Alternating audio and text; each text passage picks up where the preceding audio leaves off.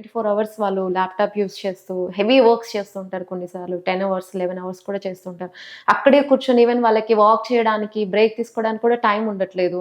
So, అలాంటి వాళ్ళు ఎక్కువ ప్రెషర్ తీసుకోవడం వల్ల చాలా మంది చెప్తూ ఉన్నారు. ఎక్కువ స్ట్రెస్, ప్రెషర్ ఎక్కువ తీసుకుంటున్నామని. వాళ్ళని ఎంతవరకు ప్రభావితం చేస్తుండొచ్చు ఈ హార్ట్ అటాక్స్?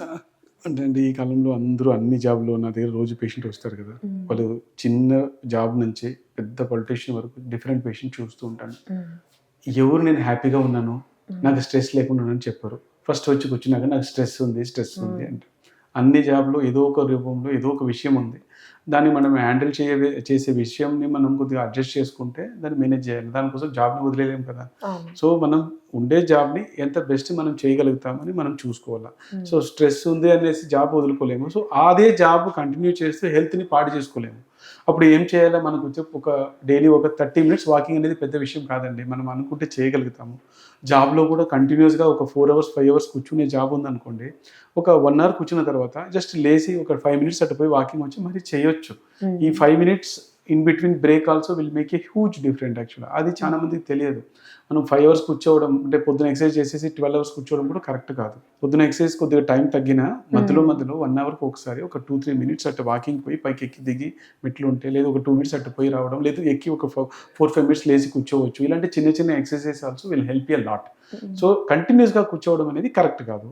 మనకి ఎక్కడలా పాసిబిలిటీ ఉందో నేను చెప్పినవన్నీ చిన్న చిన్న విషయాలు. ఒక 1 అవును. ½ అవర్స్‌కి ఒకసారి ఒక 2 మినిట్స్ అటు ఇటు పోయి హ్మ్. రారాదు. ఈజీగా హ్మ్. పోయి రావచ్చు కదా! మనం ఒక అలార్మ్ లాగా పెట్టుకొని, రిమైండర్ లాగా పెట్టుకొని మనం అలా చేస్తూ ఉంటే డెఫినిట్‌గా some amount of calorie expenditures ఉంటది. ఇంకోటి అవును. వీకెండ్‌లో మనం హాఫ్ అన్ అవర్ బదులు 1 అవర్ చేయొచ్చు. ఇప్పుడు మనం ఒక 2, హ్మ్. 3 డేస్ పోలేమంటే నెక్స్ట్ డే అవును. టైమ్ ఉందనుకోండి. ఆ రోజు 1 అవర్ మనం ఎక్కువ టైమ్ స్పెండ్ చేసి చేసుకోవచ్చు. సో, మనం వాకింగ్ చేయాలని డిసైడ్ చేస్తే ఖచ్చితంగా మనం ఏదో ఒక టైంలో చేసుకోవచ్చు. దానికి తగ్గినట్టు మన లైఫ్ స్టైల్‌ని అడ్జస్ట్ చేసుకోవచ్చు. ఓకే. ఇప్పుడు మీరన్నట్టుగానే బ్రేక్స్ టైమ్‌లో కూడా చేయొచ్చు అని అంటున్నారు. ఈవినింగ్ చేయొచ్చు. అంటే ఎక్కువగా చాలా మంది తిన్న తర్వాత అంటే ఆఫ్టర్‌నూన్ లంచ్ తర్వాత ఈవినింగ్ చేయొచ్చా ఎక్కువ? అంటే అంటే జనరల్‌గా హ్మ్. అంటే ఫుడ్ తినక ముందు చేయడం బెటర్ అండి. హ్మ్. ఫుడ్ తిన్న తర్వాత ఒక 2 అవర్స్ వెయిట్ చేసి చేసుకోవడం బెటర్. హ్మ్. అట్లే ఎందుకంటే మీరు హెవీ ఫిజికల్ యాక్టివిటీ చేస్తే minimal physical activity even after half an hour, 45 minutes కూడా మనం చేసుకోవచ్చు. జనరల్‌గా మార్నింగ్ చేయడం వల్ల బిఫోర్ ఫుడ్ తినడం చేయడం ఏంటంటే బాగానే మనం చేస్తాము.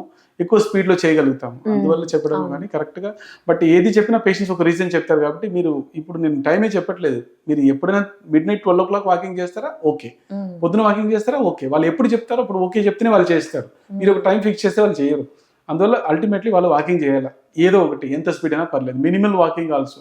ఒక 3000 స్టెప్స్ ఉన్నా పర్లేదు. That is helpful.